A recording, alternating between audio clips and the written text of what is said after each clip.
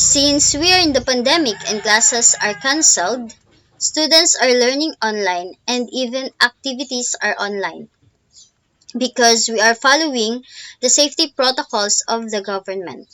There are many factors that will be a hindrance on learning virtually.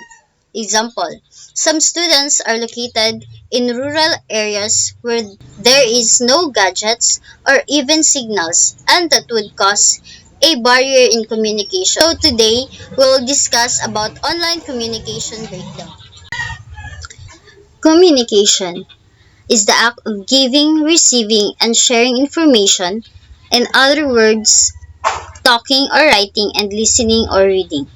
As we all know, communication plays a vital role in human life, which it help facilitate and exchange information and help us develop or build relationship with the other people.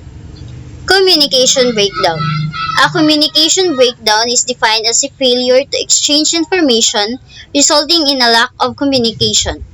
Happens every time communicator miscommunicates what they are really trying to say, and the hearer misunderstand and misinterpret what has been communicated. The way we communicate to other people is very important. Communication breakdown can happen anywhere, even in your home, school, and workplace, and etc. There are barriers in communication: physical barriers, emotional barriers, accessibility barriers, and attention barriers.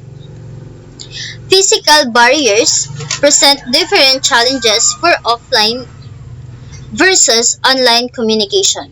Physical barriers to digital communication include other environment conditions like time, place, and medium. Time is a barrier if you don't have enough hours in the day to respond to emails, update your website, or create content for other channels, and if you share information when people are not listening. Place is a barrier if you try to communicate with people on a channel they don't already use, or where they aren't receptive to the information you're trying to share. So physical barrier can be defined as a physical factor that acts as a disruptor to hinder the flow of the communication. Next, emotional barriers. Emotional barriers or psychological barriers are perhaps the most common barriers to communication. It's not enough for your message to reach people. People also need to be willing to listen and to believe and make good decisions. An individual's belief, attitude, and values have a strong influence on how they process the information. People can easily misinterpret digital communication, which often does not include vocal inflections, tone of voice, facial expressions, body language, and other types of visual or audio cues people rely to understand emotional meaning. Emotional barrier influences on how we perceive others' actions and prevents us from com- uh, prevents us for clearly communicating our feelings. It's also trigger an emotional response that's inappropriate. Accessibility barriers. Accessibility barriers are often overlooked in the drive toward digital communication. Digital communication is effective only when people of all abilities can access and understand information. Making communication accessible to everyone is not to have nice to have feature. Organizations that serve the public have an obligation to communicate effectively with people who have communication disabilities. Everyone faces hardships and difficulties because not all can access and understand the information because they don't have gadgets and they don't have the means of listening the information to the other people. Last, attention barriers. Attention barriers are when people miss out on what you have to say because they are distracted from giving your message to their full focus. When you try to communicate with people while they're on their computer, tablets, smartphones, and other devices, you're competing for their attention with both the online and the real world distractions. It's difficult to break through the noise and overcome attention barriers to communication online. When communicating digitally, you may have no way of knowing if your audience is paying attention. Is paying attention.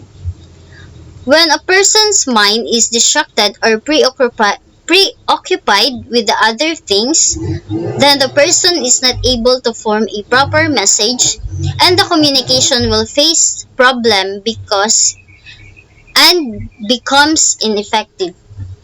Lacking attention to the message makes communication less effective and the message is likely to be misunderstood. Our face-to-face interactions are increasingly replaced by online communications, from email to social media. We lose the benefit of cues such as body language and tone of the voice.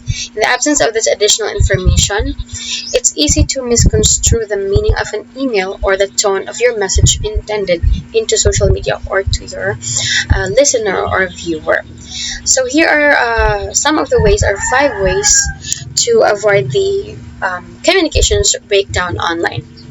One is know your audience. As you sit down to prepare your email or a message, or it's either class or reporting, quickly check in and get connected with who the message is actually going to. Outline what you're writing about and articulate what is in it for them as soon as possible. The clearer you can be makes you avoid people missing details or getting off track from your true intent. So when you know your audience, you will be aware, or you will adjust to what interface you are going to, or style you're going to portray to your listener or to your class for them to be able to get or absorb the information. Next is check your tone. One of the most challenging areas of online communication, as it largely absent instead of relying on emoticons to express your tone. Focus on your word choice and the nuances of what you are saying. Take the time to reread your email or the message, and if necessary, inject emotion words to convey your meaning. Saying you're happy, challenged, or confused leaves little doubt as to your feelings. Checking your tone is also important to avoid the communication breakdown. It shows the audience to what you are feeling right now as you are conveying the message to them. It's either you're happy or sad or whatsoever. So it's very important that you need to check your tone as well, because it is what your receiver would understand, or the way how you portray the message. Next is be clear on your next step. This is probably understandable. Take time to recap your message in the conversation, and then at the end, outlining is the next step. That way, any issues or disconnects can be identified and dealt with quickly. So, if you are already aware or clear with your next step, you would be able to have a nice flow of the conversation, reporting classes or any message that you're conveying to the receiver, if you are clear on the next step. Next is take a breathe. Instead of dashing or hastily reply, take a breath and step away. Come back to it later to assess how to be best respond in calm and rational way. Because this is the connection to the tone, or one of the way to avoid communication is one of which is the checking your tone. If you find yourself not in the mood to convey the message or to conduct a class, then you must take a breathe. You must find comfort first, or relax yourself before conveying the message to your receiver, because they might mistook you or misunderstood your message to them. You may find it helpful to reframe things and look at it from the sender's point of view. Think about the sender, and if they actually meant to upset you, you'll quickly find that you may be reading too much into the email.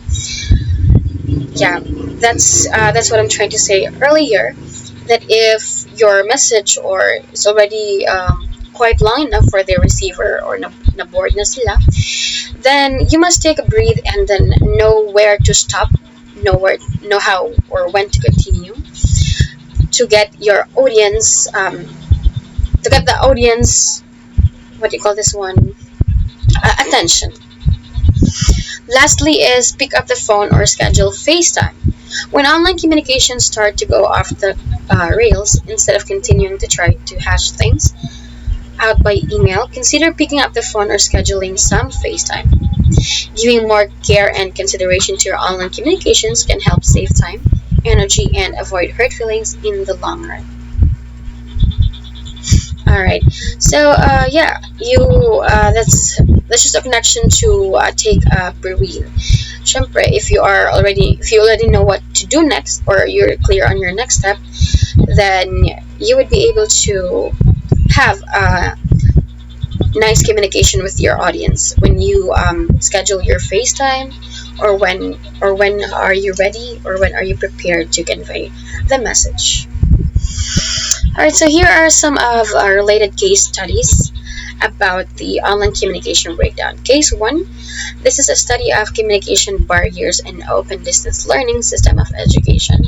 Of course, nowadays we are um, learning online. We are learning individually in our homes since it's pandemic.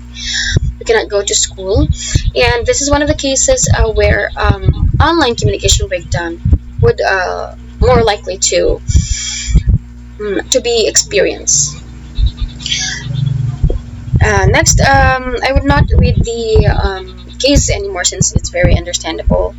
This is just some example of the related case study of online communication breakdown. And the next one, case number 2, one garbled memo, 26 baffled calls. It states here that Joanne supervised 36 professionals in 6 city libraries to cut off cost of unnecessary overtime. She issued this one sentence memo to her staff. Alright, to continue, you can see here the memo that Joanne sent to cut off the unnecessary overtime. After sending the 36 copies, Joanne's office received 26 phone calls asking what the memo meant. What the 10 people didn't call about the memo thought is uncertain. It took a week to clarify the new policy. So it would be it's very important to clear out what your message is intended or what is the message all about.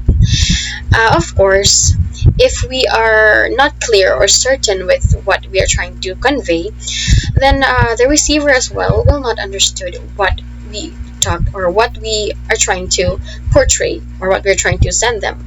Such as like this one, Joanne's a new memo. So it took them 1 week. Yeah, it took them a week to clarify the new policy since the phone calls or the memo is uncertain. And yeah, I guess that would be the end of this reporting. You can see here the references. Thank you so much for watching.